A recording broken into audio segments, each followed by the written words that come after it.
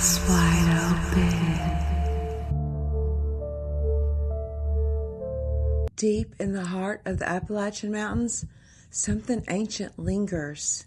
Whispers in the fog, footsteps on empty trails, and shadows that don't belong. Don't forget to subscribe, and let's take a look. There are places in the mountains where sound doesn't travel the way it should. The hills are close together there, steep enough to keep secrets, old enough to remember things people don't. Locals will tell you the woods listen, not in the way a person listens, but in the way something waits. In these parts, children are taught early not to call out after dark, not to whistle, not to shout a name into the trees just to hear it echo back, because sometimes something answers. There's a stretch of land deep in the mountains where a narrow trail cuts between two ridges. No houses, no power lines, just trees that lean in close as if they're trying to hear better. A man walking that trail one evening said he heard his name spoken from the timber, not shouted, not whispered, said it was said the way a person would say it if they were standing just behind him. He turned. There was no one there. He laughed it off. People do that when the woods make them nervous. They make noise just to remind themselves they're still alone. So he called out again. This time the voice came back faster, closer. Same tone, same pitch, but not quite right. Like someone repeating the sound without understanding what it meant. He stopped walking, then stood still and waited. The mountains went quiet.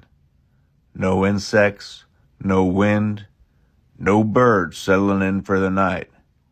Just the sound of his own breathing, and the feeling that whatever had answered him before was now deciding whether to speak again. He didn't run.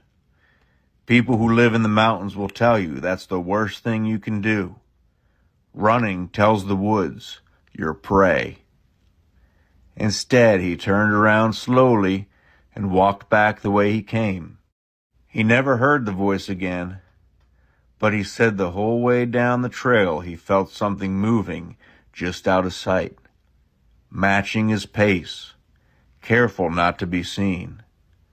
They say if the mountains call your name and you answer back, you won't always like what listens. Take a ride with me as I tell you why my husband and I checked out of our Verbo the very next day. As you can tell, I am still in my pajamas, and he got the Dodge at 6 a.m. He booked us an extended weekend stay in the Blue Ridge / Appalachian Mountains. And so this story gets a little spooky, so buckle up. Check-in was yesterday at 3 p.m. Mind you, we didn't get there until after 5. We checked out this morning at 6 a.m. Why? Because some stuff was happening in that house. So let me give you backstory. The cabin was off the beaten path. Okay, it was in the sticks, and we had to print out directions. Like, back in the day when you had to print out MapQuest directions, yeah, we had to do that. It was advised that we print out directions because our GPS would not work up in these mountains. And they were right. We didn't have cell phone service until we got to the cabin and connected to the Wi-Fi. And so getting there, it was already kind of dark. The sun was hidden behind the mountains. We were on a gravel road. It was pretty spooky to get there to begin with. Trying to record this video, we are still driving home. Like, we just left. I want to record this video while it's still fresh in both of our memories. We pull up to the cabin, and it looks cute. It's cozy on the outside. They have a jacuzzi. It looks nice. And I'm like, we brought wine. We planned for a great time. We get into the cabin, and I'm very sensitive to energy. I walk in, and It feels a little off. My eyes start burning a little, and my husband instantly gets a headache. I walk through the cabin, just trying to get a feel for it. I go to the bathroom, wash up, because, we've been on the road. It took us over 3 hours to get here. I wash my face, hoping to get some sort of relief from this burning feeling that's going on. My husband has, as I mentioned, this headache that he can't seem to shake. We sat down, tried to watch a movie, we ordered pizza, and ultimately we just had to drive to the nearest Walmart, which was 21 minutes away, and get some Claritin. Boom, we get to Walmart, we buy the Claritin, take that inside the car on the way back to the cabin, hoping to get some sort of relief from our symptoms. We noticed that there was like animal fur on the couches. I pulled back the sheets on the bed. There was some animal fur as well. And so I start to spaz out because I don't do animal fur. Okay. This is why I don't do cats. I don't do dogs that shed. If they are not hypoallergenic, I can't do it. At Walmart, aside from the Claritin, we pick up like pet lint rollers so that we could like lint roll everything. We shouldn't have to do this at a Verba. Okay. When we check in, we expect for it to be completely clean. We had to buy new bedding, a new blanket. We threw everything that they had in the closet and just decided to, buy our own things. The crazy thing is though, when we left the house to go to Walmart, my symptoms relieved themselves. My eyes stopped burning. My husband's headache went away. Like he said that his head felt clear. And so to me, I was like, okay, it has to be allergies. We're going to take the Claritin, get back to the cabin. We're going to be fine. When I tell you that Claritin did absolutely nothing because it was not allergies. We were not having an allergic reaction. There was something going on in that house. We were being tormented the whole night. Me and my husband have two different experiences, but they do kind of correlate, and they blend in together. So I'm going to have him talk to y'all. You're not going to see him because he's driving, and he's he's not a camera person. He's camera shy. So we're going to just have our little conversation and recall what happened, and you guys could listen in. I was having a nightmare. Basically, a man, come into the house, just like he was circling around the cabin to see where we were at and coming, breaking in and trying to just get to us. And I don't know if I can say this on here, but I just remember going for my gun because I thought somebody was trying to break in. So, I wake up, I go back to sleep. Mind you, I'm thinking I know time is an illusion because I'm thinking it's been a couple hours. It only been 10 minutes and I see the man actually coming into the bedroom, standing over, looking at us. And I grab my gun and I'm trying to point it at him and there's no one there. And so at this point. So this is your dream? Yeah, this is, okay. Yeah. He's having night terrors the whole night. And this whole time, and I had no idea.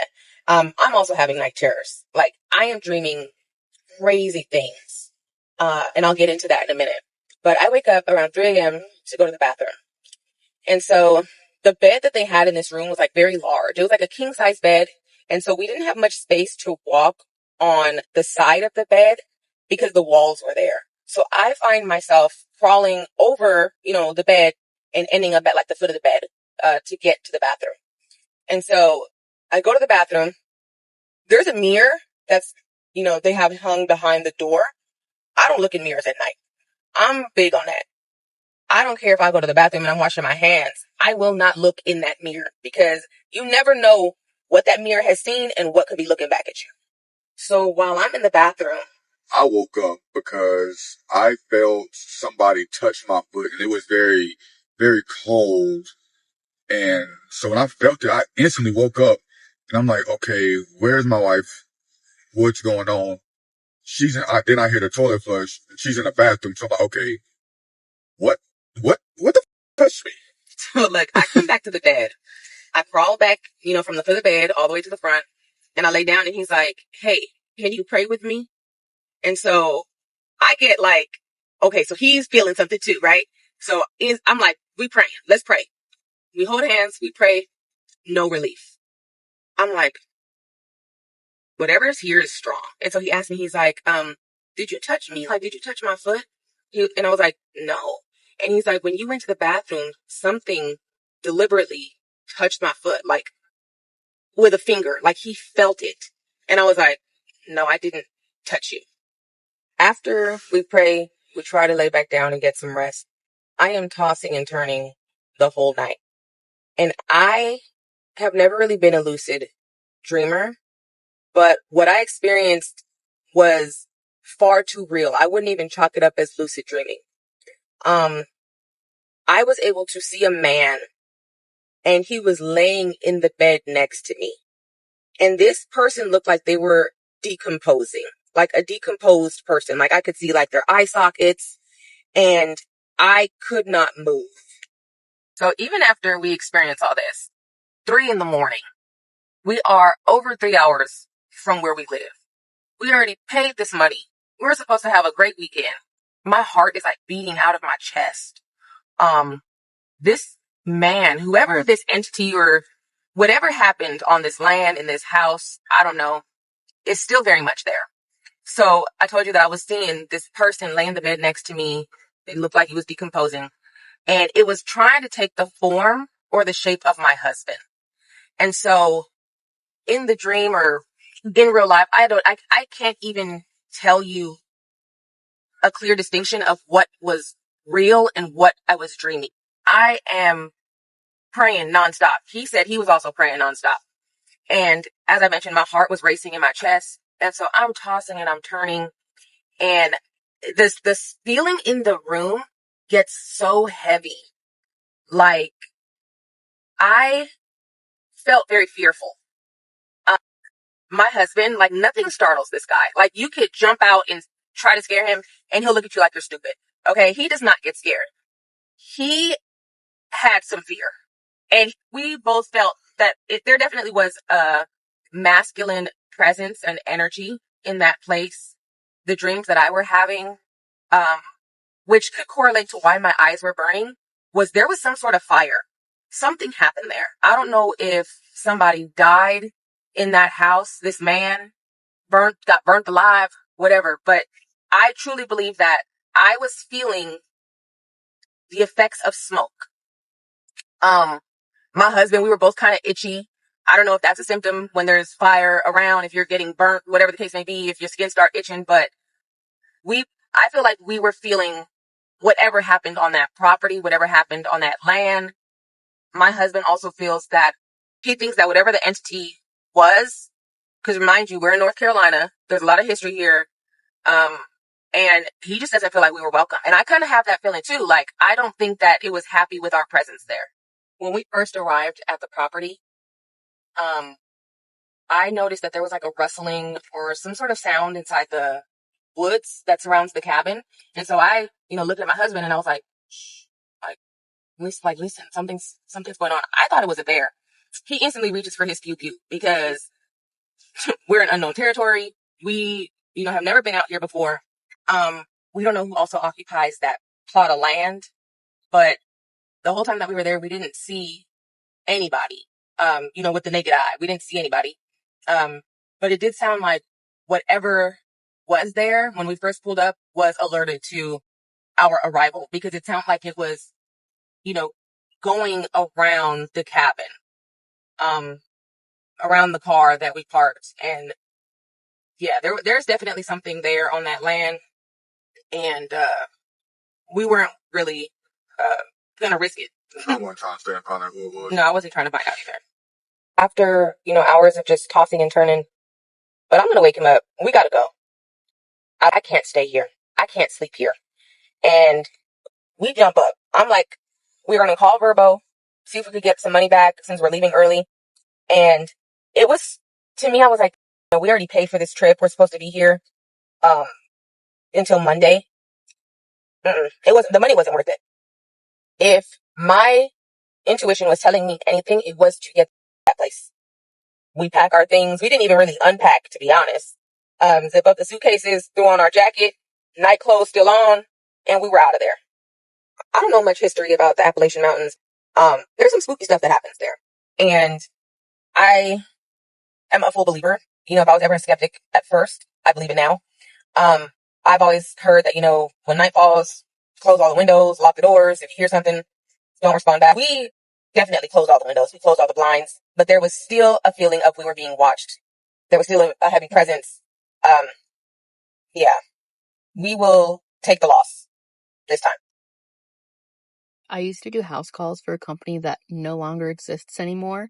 And I used to do house calls in homes in the hills of the Appalachian Mountains. And I mean, no cell service, no GPS, people living off the grid, sometimes don't have electricity, sometimes don't have running water. Like, I am off the beaten path, dirt road, navigating by map, right?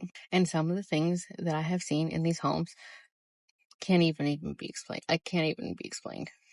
For example, there was one time I was driving to this house, actually had to drive through a graveyard, up this dirt road to make it to this home on the top of a hill. And I knock on the door, and this old lady comes and gets me, and we walk into the house, and immediately, I can tell it's like a hoarding situation, right? Like, there is stuff stacked from the floor up to the ceiling. Like, you can't even see when you're turning around a corner what's going to be there because the opening is so narrow.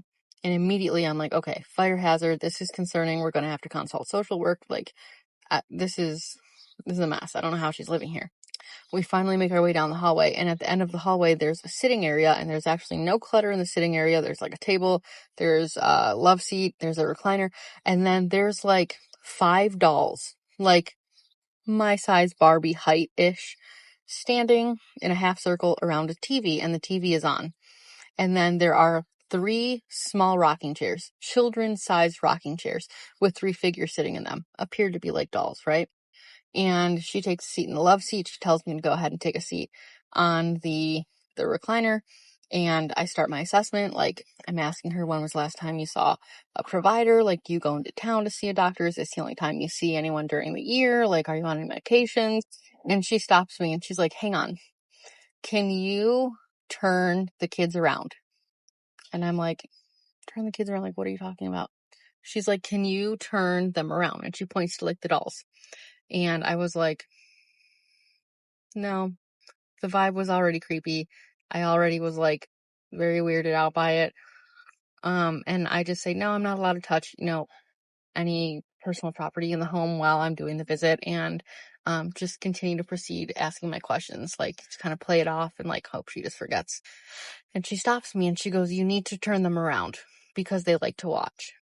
And I'm like, up until this point, I didn't, like, there was no reason for me to believe this person was not cognitively intact. Like, they didn't seem like, woohoo. So I'm like, ugh. Again, I politely decline. I go on to do my job. I'm looking at her. I'm asking questions. I turn my head.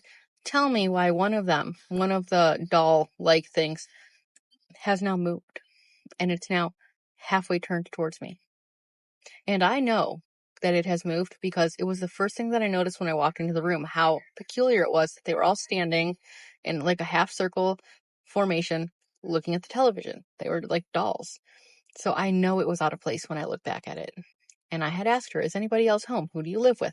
She tells me that she lives with her nephew. Nephew is not home. He is at work. And immediately chills. Like, I could feel it at the base of my spine, like moving up, like hair on the back of my neck standing up. It did not feel right.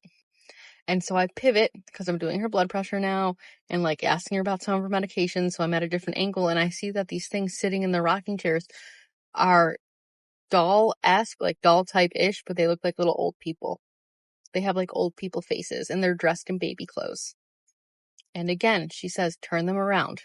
I said, no, thank you. And she said, they are getting angry. Stop. They are getting angry?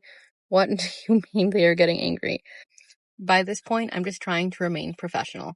I am trying to remain unshaken. I'm here to do a job. I'm going to provide that job. I'm going to do an excellent job at my job. But on the inside, I'm freaking out. And she says, okay, why don't you have a look around the rest of the house? She's like, I'll show you my other sitting area and whatever, because I always, if someone has like a hoarding situation or whatever, I want to make sure that, we get social work in. I'm concerned about fire hazard and etc. And so she's leading me around the house, and we get to a staircase, and she goes, you can't go up there. And I'm like, okay.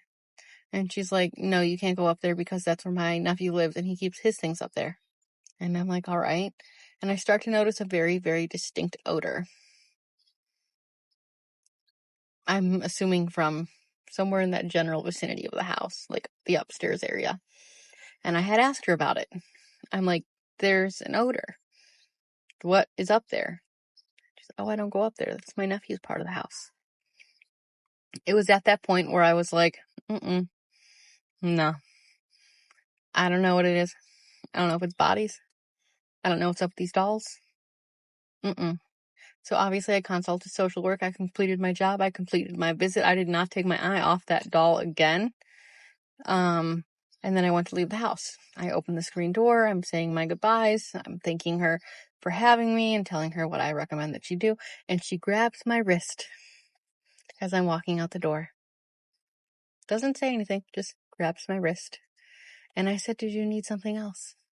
And she's just standing there, holding onto my wrist. And I said, "Okay, all right, goodbye." And I pull myself away from her. And she's just staring at me. I left. Luckily, I was just about done working in that area. Never had to go back to that house again. Don't think I would. The way the hair on the back of my neck stood up, unreal. I sent social work into the house. They can sort that out. I will never forget that. I will never forget that house. I will never forget that doll. That doll, I still dream about it sometimes. The way the doll had turned around to try to look at me. No, man. No. I've seen some doing house calls out in the mountains. I've heard some whistling. I've not done some whistling, but I've heard some whistling, and I'll tell you what, if you see it, no you didn't. If you heard it, no you didn't. But that day I saw some I didn't want to see. So I am pet sitting, and there is some sort of evil, malevolent, demonic spirit in the house with me. It is currently 8 o'clock in the morning. I barely slept last night. I mean, I was trying to go to bed at 10. I couldn't fall asleep, and so forth, and I've been up and down the entire night. So I've been here 4 days so far. I have stayed in this house so many times, at least 50 different times. And I've never experienced anything that I did like last night. So my first night, it was pretty uneventful. Nothing happened. The second night, I started hearing something that sounded like a dog on the stairs right outside my bedroom.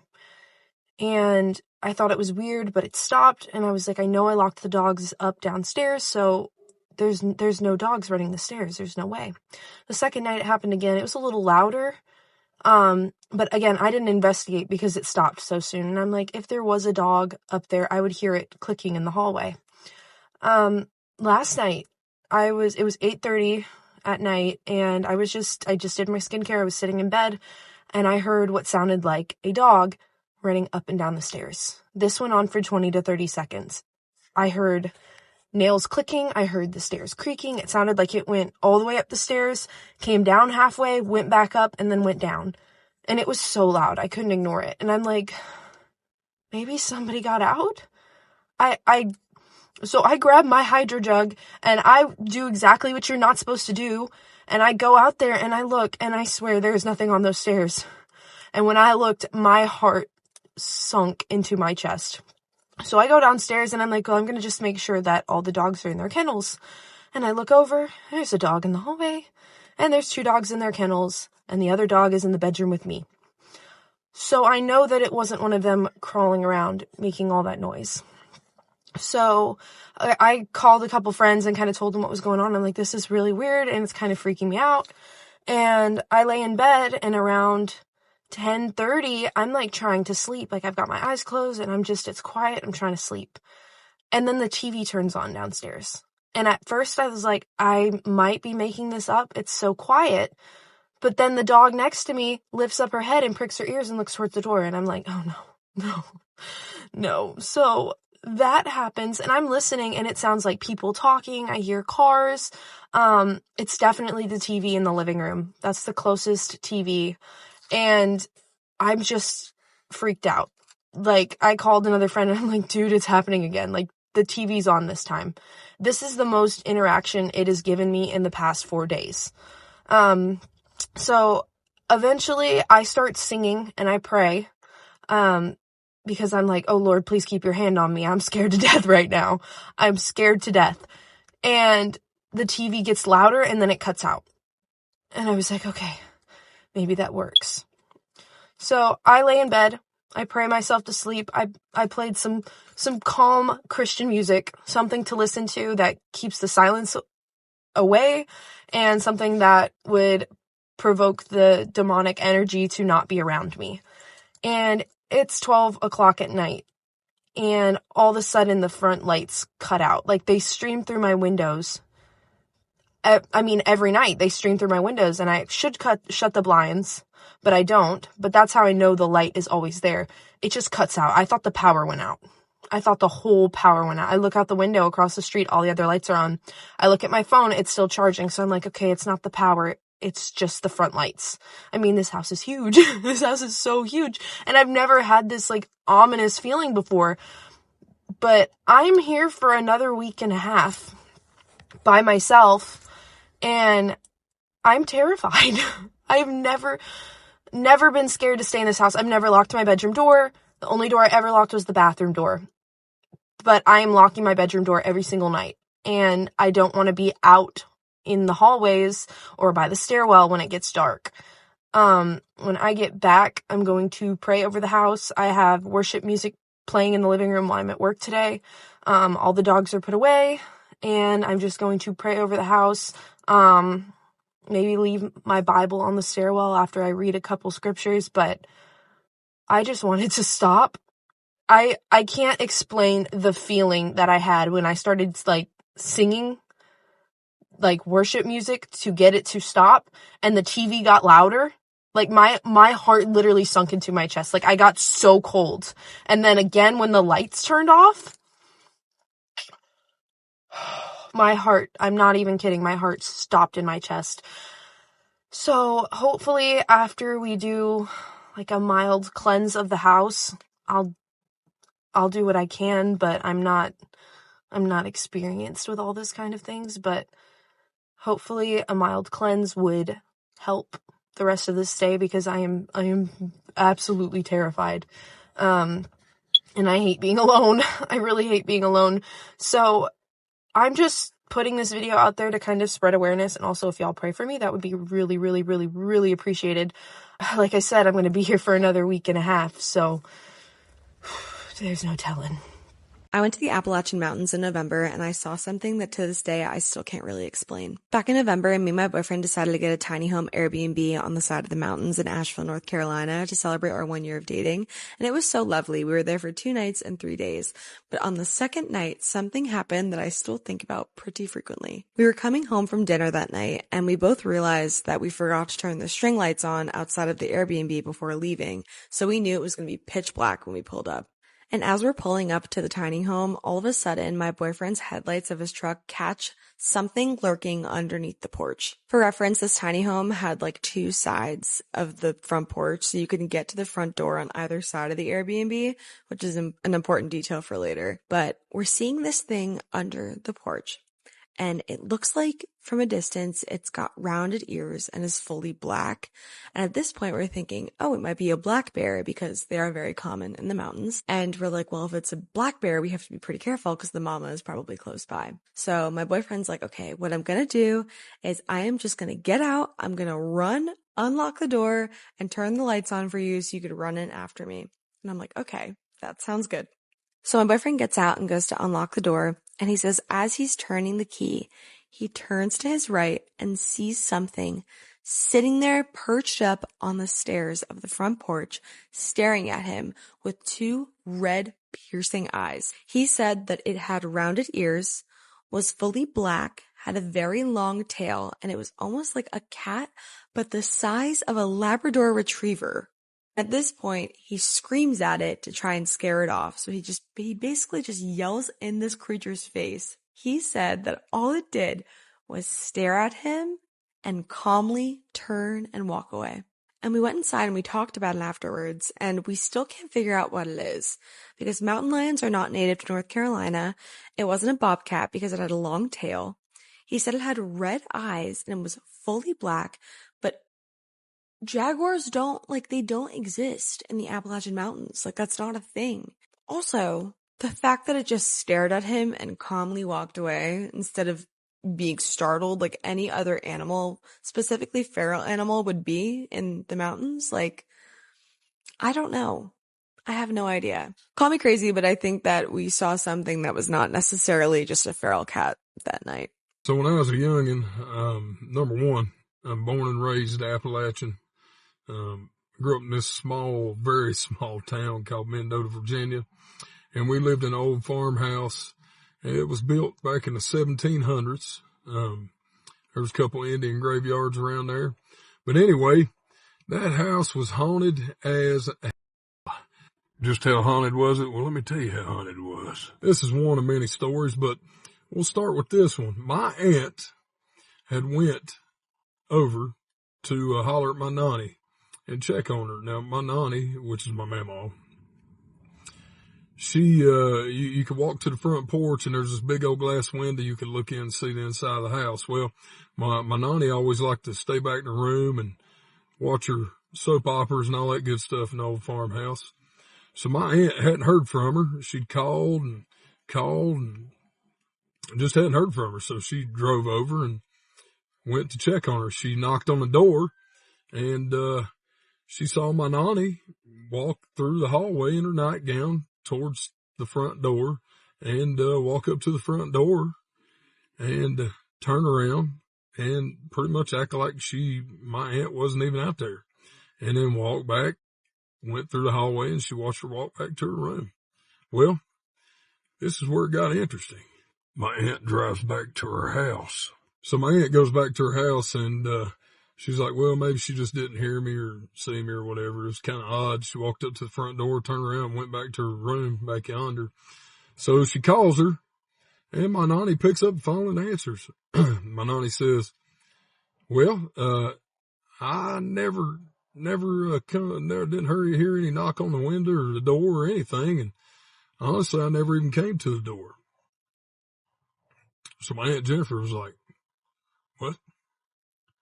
You literally walked through the house and you literally looked at me through the door and you literally turned around and walked back to your room. My nanny said, honey, that wasn't me. That's just one of many from that old house in Mendota, Virginia. My sister and I own a cryptid-themed Airbnb here in the Appalachian Mountains. I was in high school. I think we were on holiday break because I don't remember having to get up to go to school. It was hunting season. My dad would always get up at like 3 or 4 a.m., get up, get ready to go in the woods. It was not uncommon for me to wake up while he was getting ready because Dad didn't care if he woke up anyone else in the house whenever he would get up to go hunting. All his thoughts were on was getting in the woods. So I always slept with my bedroom door closed. I always slept with a fan in the window at night. Didn't matter if it was in the middle of winter because I would always hear footsteps in my room, and I didn't like that. So with the fan on, I couldn't hear those. Anytime that Dad would get up to go hunting, he would turn all the lights in the house on. So there would always be a glow around the outside edge of my door, which woke me up. That morning, I got up to go to the bathroom. I remember looking as I went to the bathroom at the table and saw Dad sitting at the table eating his oatmeal, getting ready for the day. I think he even looked at me. We didn't say anything because I was tired and going back to bed. Went to the bathroom, came back to bed, shut my door, got back in bed, was trying to fall asleep, and all of a sudden I felt something at the end of my bed. It was almost like if someone were to climb or sit on the end of your bed. But obviously no one was in my room. My door didn't open. It was just me in there. And I thought, okay, I'll just ignore that. Whatever. Like I thought maybe I moved and shook my bed. I don't know. Always try to have an explanation for things until I can't. It did that a couple times and it even got heavier. Like someone was definitely sitting on my bed. And so I laid perfectly still. I did not move. But at that time, I still slept with my feet outside of the blanket. And I remember something extremely forceful literally grabbed my foot. It hurt so bad. And I don't know how to explain it. It didn't feel like a person grabbed my foot, but something had a hold of my foot. And I jerked it out of its reach or whatever it was. I jerked it out and I hurried up and I put the blanket, like looped it under my feet. And I've never slept with my feet out of the blanket since then. But I was so terrified. I put the blankets over my head, because that's going to protect me. and I lay there as quiet as possible. I was so scared. I was sweating. And we have wood paneling in this house. So I had a metal headboard that was pushed up against the wall.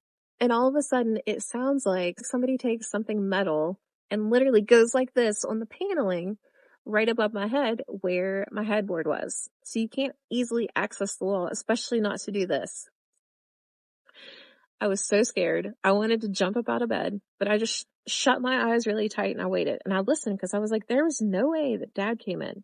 No one came in my room. It was just me.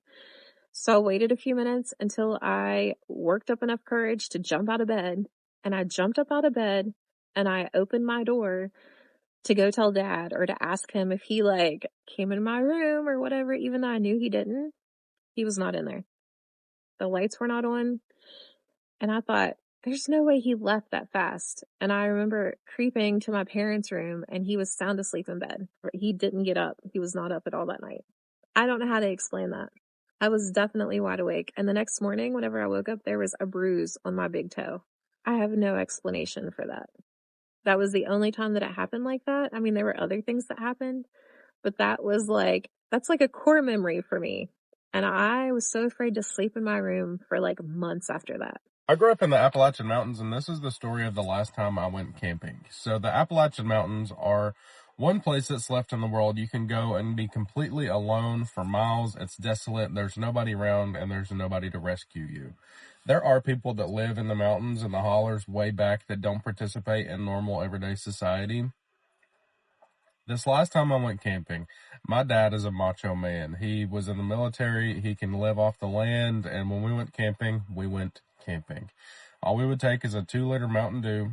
We'd take some cans of ham that you get at the Dollar General. They're like $3. They're probably cheaper back then. And we would camp next to a creek, so we had fresh water and we could catch minnows and crawdads and cook them over a fire, which was my responsibility. This last time we went camping, I don't know how many miles we went back in the woods. We would park way off and we would hike back in the woods with our little bit of gear. We did that this last time. We got probably 5 or 6 miles back in the woods. We set up camp, had our dinner, whatever. We washed out the can so that way there was no smell and we didn't have to worry about bears coming. It would wash the smell downstream of the ham. So our tent was a tent with a tarp. You put it up like this, and then you have it hanging down like this, and you have some underneath so that way you're not sleeping on the wet ground. So our tent was set up with a tarp. This night, it got really late. We fell asleep, and then I don't know what time it was because I didn't have a watch. This was before smartphones or anything. I'm sure Dad had a watch. Something woke us up outside the tent. And when you hear like a deer walking around in the woods, you can tell that it's an animal because they have 4 legs and they're kind of shuffling around. This thing had 2 feet because you can hear step, step, step. Whatever it stepped on woke us up. It was a branch. Cracked and woke us up. We did not dare look outside that tent, and Dad knows not to look outside the tent too. We did not look outside the tent. The next day, when we got out and out of that tent, all of our supplies were gone. Our water was gone. Our ham was gone. I think my shoes were actually gone too. We didn't stay another night. We hiked right back and made sure we got back to the car before it was dark. And I don't know if that was some kind of a creature that didn't want us there or if it was someone in the mountains that decided they needed it more than we did. But we never went back and checked it out. And actually, I had an allergic reaction to probably something I ate out of the creek. I woke up and my face was swollen. So probably if you go hiking in Appalachia, and they all have a satellite phone, so if something funky happens to you, you can reach somebody. Back then, there was no way. On my 17th birthday, I woke up with a broken foot. And you might be asking, how does one wake up with a broken bone? Well, to be honest with you, I don't know if what I saw was real or if it was some kind of figment of my imagination, maybe my brain piecing something together to make sense of it. But I will tell you what happened from my perspective. It was just a regular night the night before. Hopped in bed, my dog came in the room with me, and I went to sleep. Now, I was always a little bit creeped out by my bedroom, and the town that I grew up in is known to be haunted. So maybe this was a part of that. I don't know. Anyways, I laid my little head down and went to sleep. Well, in the middle of the night, at some point, I remember waking up and I couldn't move. I couldn't speak. I couldn't call out for help. Nothing. I looked down at the end of my bed and saw a figure standing there. And this figure was just this shadow of a man. He had what I thought kind of looked like a fedora, some kind of hat. I'm sure some of you know where I'm going with this. If you have heard of the Hat Man, yeah, looked exactly like every rendition that I have seen of him. So I'm laying there, body completely paralyzed, unable to move, unable to speak, and this figure puts its arms out, like around my foot, but never actually touched my foot. Lifted his hands up, and with his hands came my foot, as if he was lifting my leg without touching it. Once he got it up to, say, about here, he just went like this. And I felt so much pain. All I could do was muster up this little sound. I couldn't even open my mouth. It was kind of like a groan, I guess. And it hurt so bad. And then I just went unconscious. Needless to say, this terrified me. I remember feeling like super scared whenever this was going on. And when I woke up the next morning, I was like, oh my God, that was a really weird dream, but my foot was hurting. And I was thinking to myself, no way, my foot hurts really bad, but there's no way that actually happened. So I stood up to go walk to the bathroom, take my little shower like I would do, and I landed on the ground. I had tried to put all my weight on the foot that was hurting because I figured I should just walk it off, and it hurt so bad that I could not stay standing.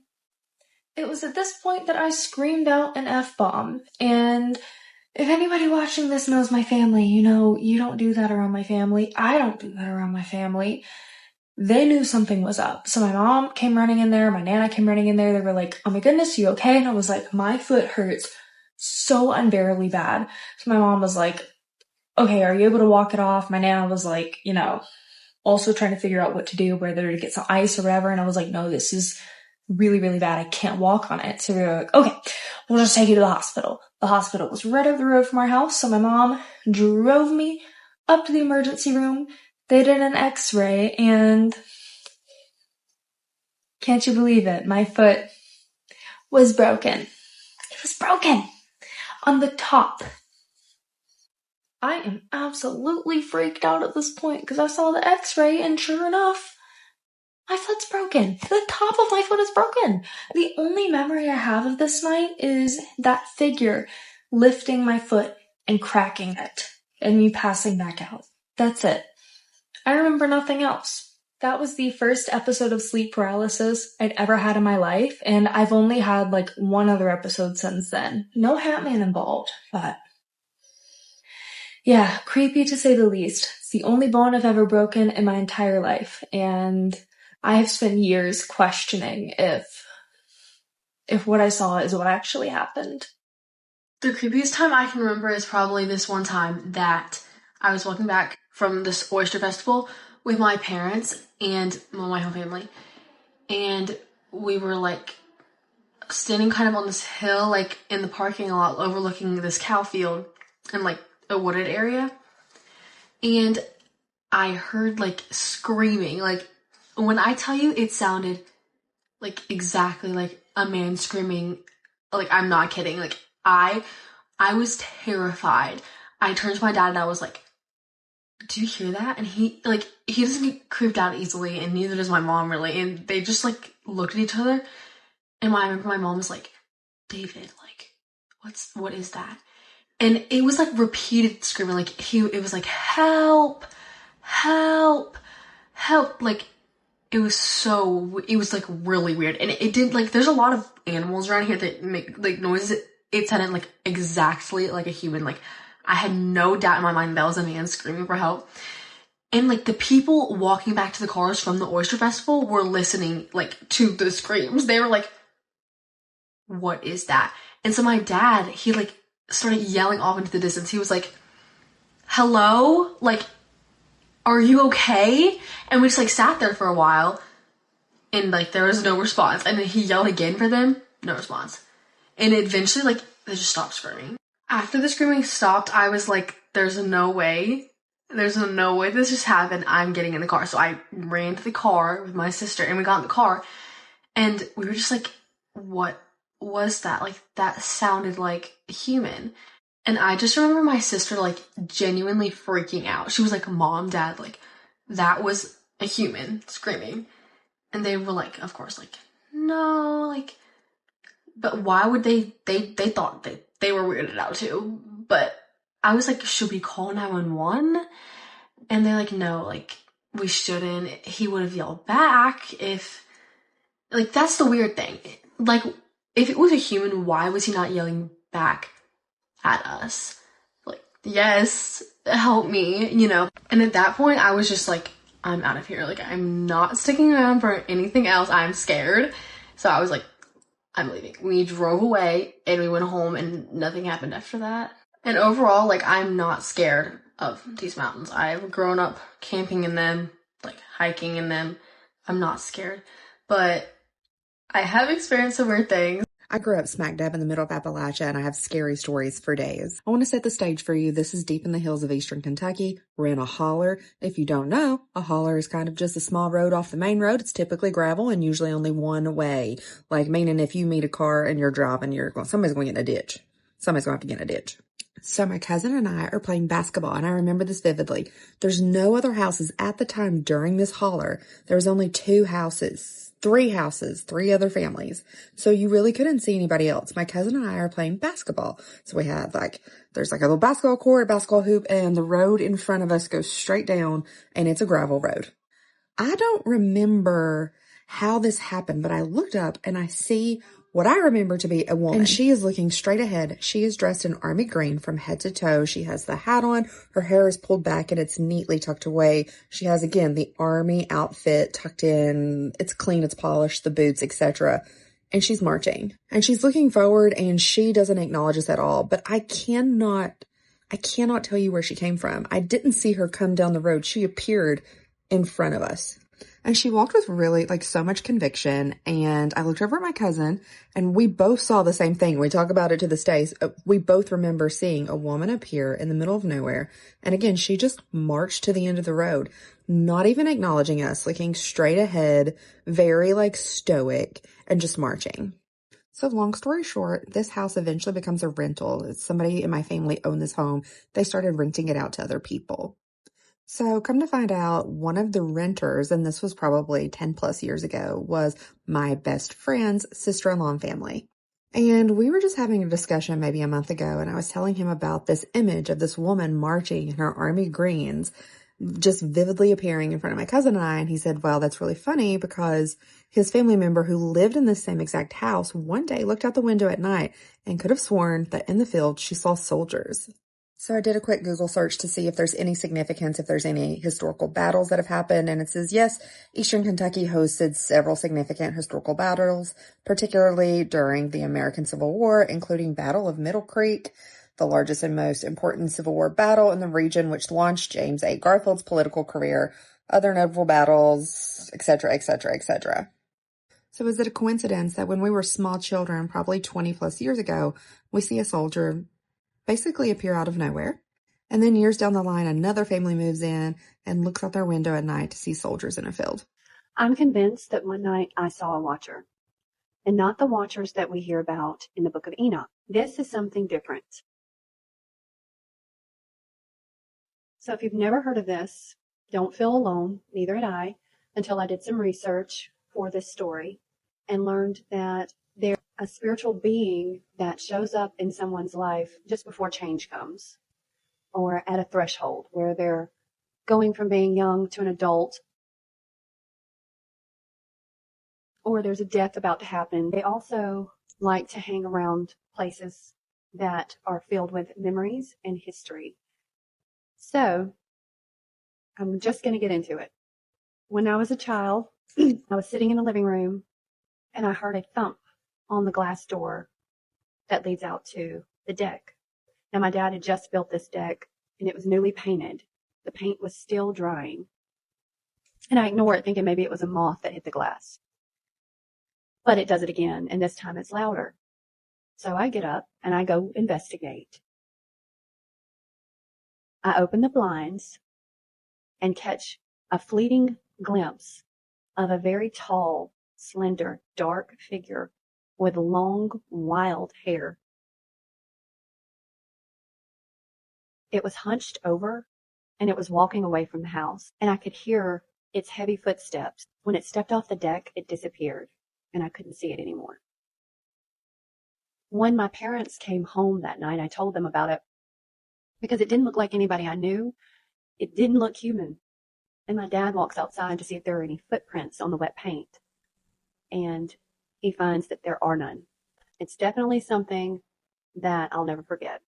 If you've seen me before, you probably know that I live in the Appalachian Mountains. The other night, my parents were telling me about some of the creepy things that have happened to them, and I have to tell y'all some of these stories. My dad said that him and a buddy of his were going fishing one evening, and they had planned to stay there and sleep in his friend's car because they knew that he didn't have any headlights, so they wouldn't be able to see to drive out of there. So they packed up all their fishing gear, and they drove out to Ross's Creek, which is a really secluded area here in eastern Kentucky. They drove his little Blazer miles and miles through the woods until they got to the spot where they wanted to fish at. They spent the rest of the evening fishing, and whenever it got dark, they decided to go ahead and get into the vehicle. They were going to sleep until the sun came up since he had no headlights. So as they're both laying there trying to go to sleep, they hear somebody banging on the side of the car. My dad's friend goes, "Is that you, man?" My dad was like, "No, I was kind of hoping it was you, man." And if you know my dad, he's a pretty big man. He's like 6'4", 250 pounds, not scared of anything. So him and his buddy jump out of the vehicle, ready to fight whatever it was, and they're parked in like a big open field next to a creek bed that you can see for a pretty good distance, and he said there was absolutely nothing there. So they got back in his vehicle. They decided to just try to go back to sleep and ignore it, and then it happened again. So they both jumped out again, ready to fight.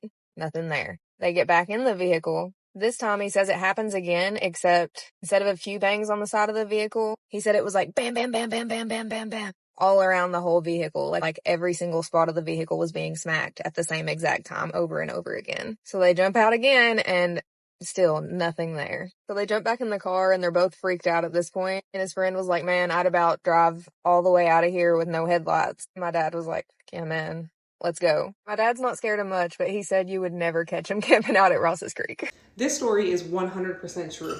It is late 2003, and my friend and I, her name was AJ, my friend and I are at my house. I have a Furby. Everybody had a Furby, right? I have a Furby, and her and I are sitting at our kitchen table doing homework. And we can hear my Furby going off from my bedroom. But we're kind of like, that's weird. We're not in there. We're not playing with it, but fine. And as we continue to do homework, we're like, is it getting louder? What is going on?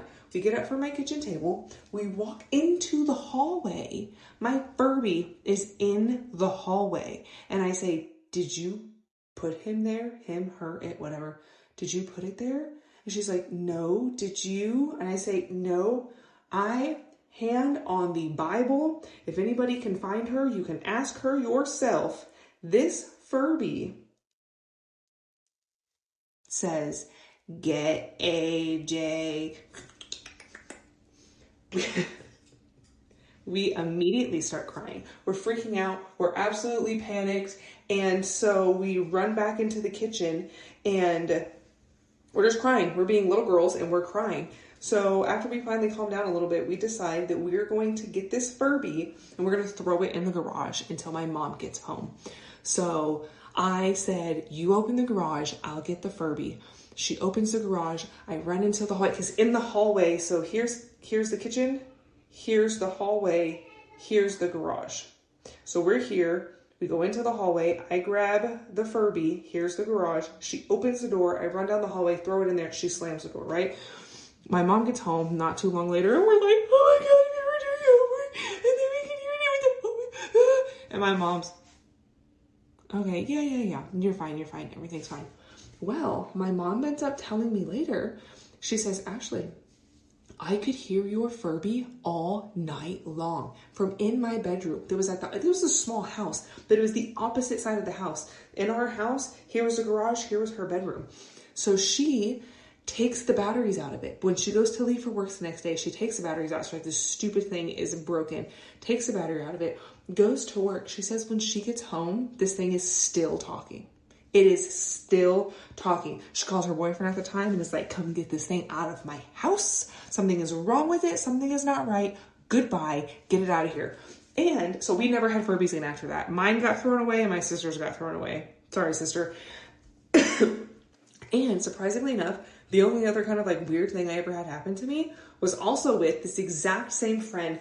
Fast forward to, I want to say we're middle school. It was one of the Conjuring movies, and we're in a new house now. We're in a 2-story house. My bedroom is above the garage, and where this is so long ago also that she had a little portable DVD player that was like this thick, right?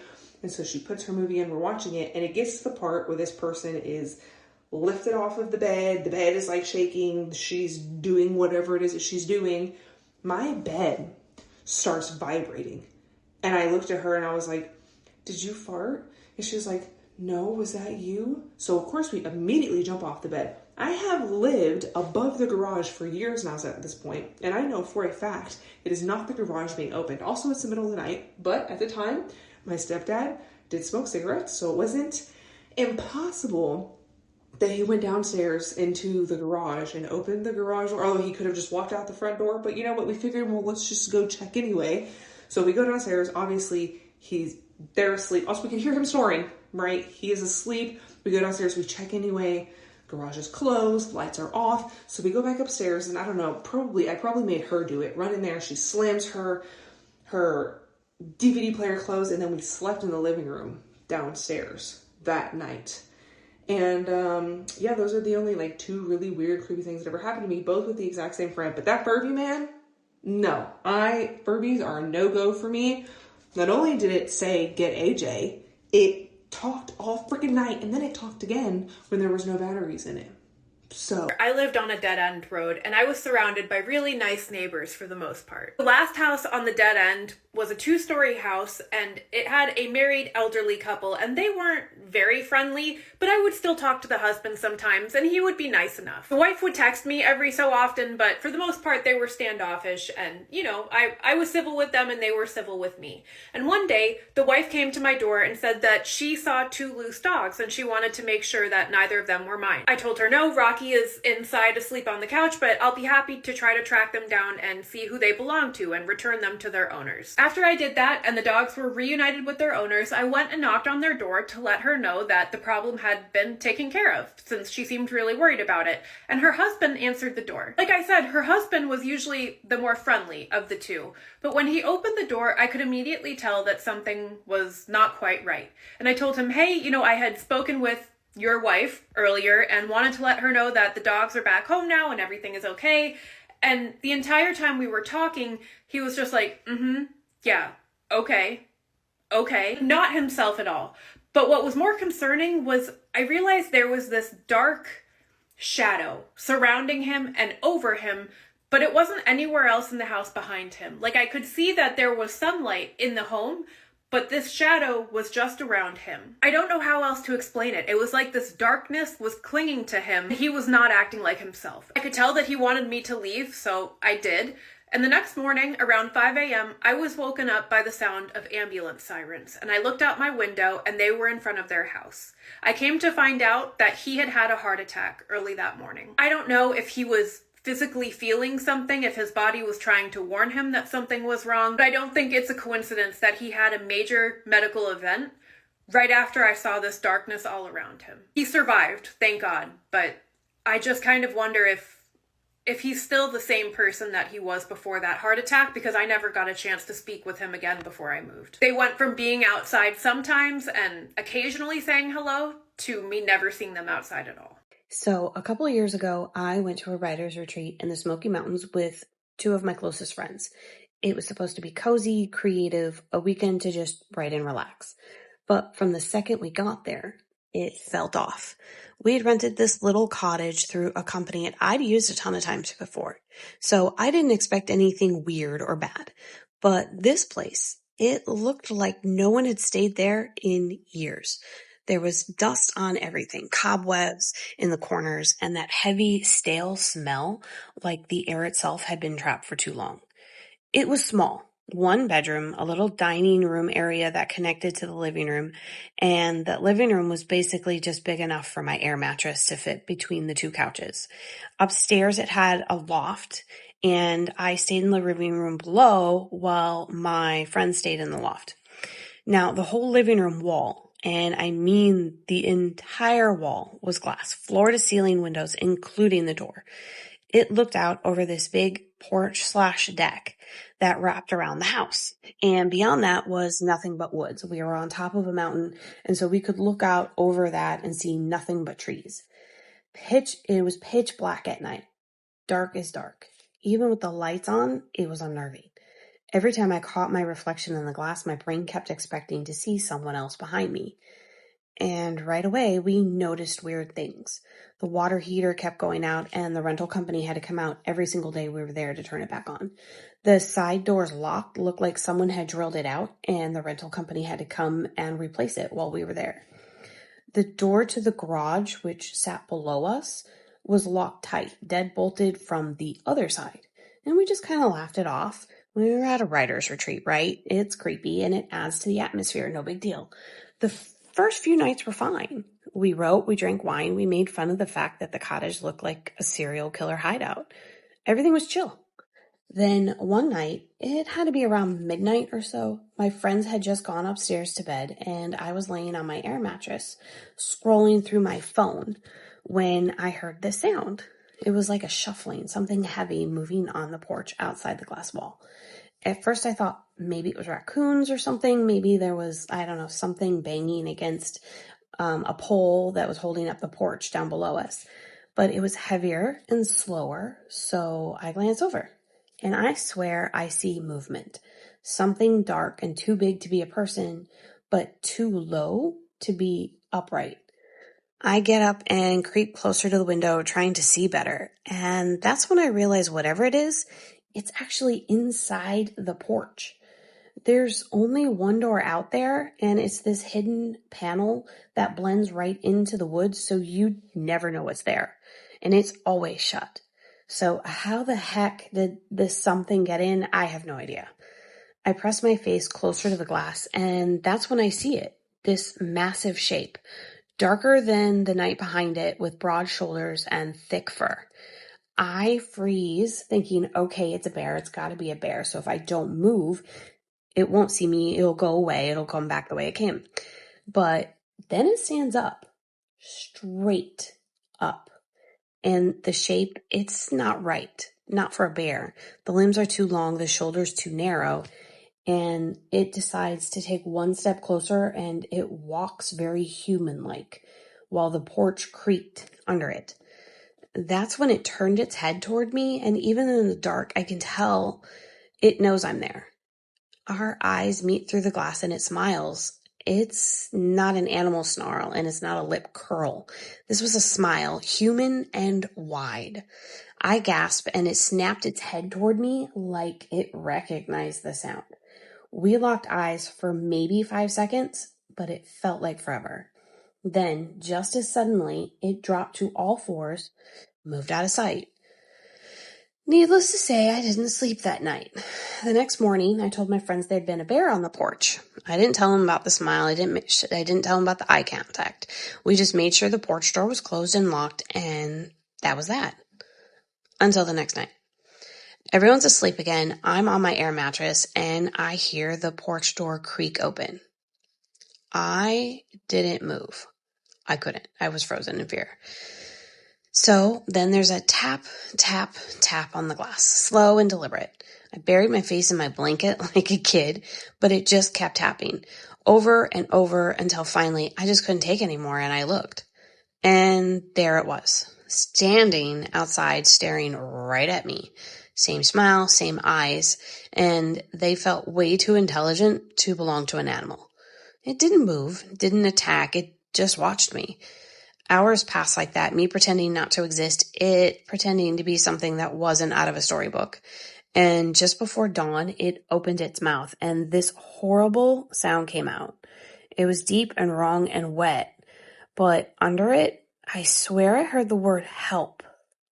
The next morning, the porch door was locked again, completely shut. But there were paw prints, massive ones, pressed into the dirt outside the door. I told my friends, and they just gave me that look, that one that said, like, sure you did, sure you saw that. But that night, which happened to be our last night there, it came back. I heard the door open, heard the creak of the porch boards, then that tap, tap, tap on the glass again. I refused to look until it made this noise, kind of like a growl, but it sounded like it said the word come. I froze because it didn't sound like a voice outside the glass. It sounded like it was inside the house. Then, as I'm looking with this slow, jerky motion, it raises one long, dark paw and made a come here gesture. And I felt this darn near irresistible pressure to go outside. I fought it, and I don't know how long I sat there fighting that pull, but as the first light hit the trees, the creature slammed its face into the glass so hard it rattled the entire house. My friends came running downstairs just in time to see this giant bear or whatever take off through the porch door. They stared at me like I'd summoned it, and we didn't even pack properly. We just made sure that we had everything, threw it into our bags, and left. The retreat was supposed to be 5 days long, and we made it the entire 5 days, but we were going to make that last day last until basically we had to leave until checkout time.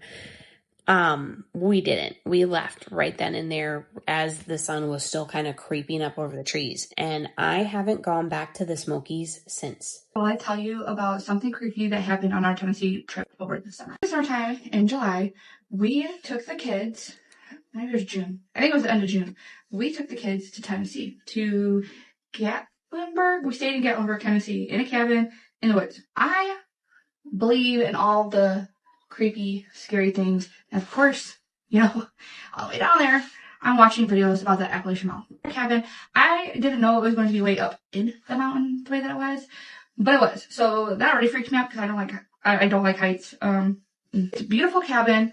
We don't have any neighbors. Like, there's one more up the mountain, but there's nobody next door to us or behind us, if that makes sense. You walk into the cabin, it's all open. There's no blinds, not in the kitchen, not in the living room. The only place that there's blinds are in the bedrooms. So immediately, I don't like that. I don't know. That just, have you ever seen the movie Strangers or anything, creepy outlets? It just, vibes. But whatever, it's beautiful. So I'm like, you know what? This is great. We stay in first night. Great. Love it. Everybody is sleeping in the one bedroom. And I'm in the living room with my husband. I'm on one couch. There's a table and then he's on the other. It's 1:30 in the morning. I'm reading my book. He fell asleep watching this movie. All of a sudden, I hear somebody crying. And I think it's my son, my youngest son, Silas, because that's what it sounds like.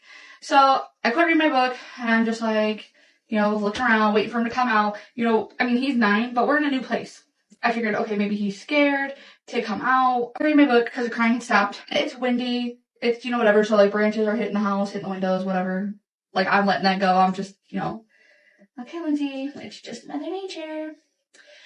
So then I hear him crying again. And I'm like, Silas. And he doesn't say anything. I still hear the crying. I'm like, Silas, what's wrong? He doesn't say anything, but the crying stops. I'm like, what? So then my husband up and I'm like, let's go to bed, whatever. So we go in there. He goes into our room. I hear the crying again. So I go and I stand outside the kids' room and I can hear the TV and I'm like, okay, let me just listen. I don't hear anything. So I open up the bedroom door. They're all sleeping. And I'm like, there for a second. I watch whatever they're watching thinking maybe there's somebody crying on the TV. Crazy that sounds like Silas, but you never know. It happens. So I'm like, all right, maybe it's just me. I'm tired. I'm delusional. I'm going to bed. I walk in the room and I hear it again. I'm like, oh no. I, everything's clicking in my head. Girl, you're trying to shove this thought down, but you know what you watched on the way here? Sure. Cause I'm like, I'm not walking back out in here until there's some sunlight, He trying to have nobody or nothing looking at me through these big open windows. I don't hear nothing else. Okay. We wake up in the morning. It's time for us to go. Because we have to come back to Indiana. We're in the truck and we're driving. We were going to some souvenir shops, before we left. So while we're in the car, I'm like, Silas, what was wrong with you last night? And he's like, what are you talking about? And I was like, why were you crying? And he was like, I wasn't.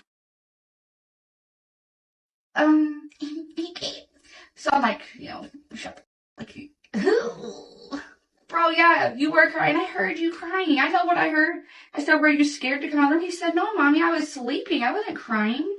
I just look over at my husband because I didn't even tell him about any of this yet. So this is the first time he's hearing about it too. He looks over at me and he's like, oh, you heard that too? When I tell you my soul left my body on shut out. It did. I don't know what it was. We don't talk about Bruno. Yeah, that's the story. That's the thing. I know what I think because of all the things that I've seen, but does it make me crazy that I want to go back to Tennessee? Let me know. Them people who been up in the Appalachia for generations and generations and ain't never come down be on this app telling y'all stay out the mountains. Stay out the mountains. And then y'all think that that's the green light to go and see what's up there. You gonna find out. You ain't got to tell me twice. If you ever felt the chill of something watching you in the woods, you're not alone. Don't forget to subscribe and share your own encounter in the comments below. The mountains are watching. Are you? As always, stay safe, stay aware, and question everything.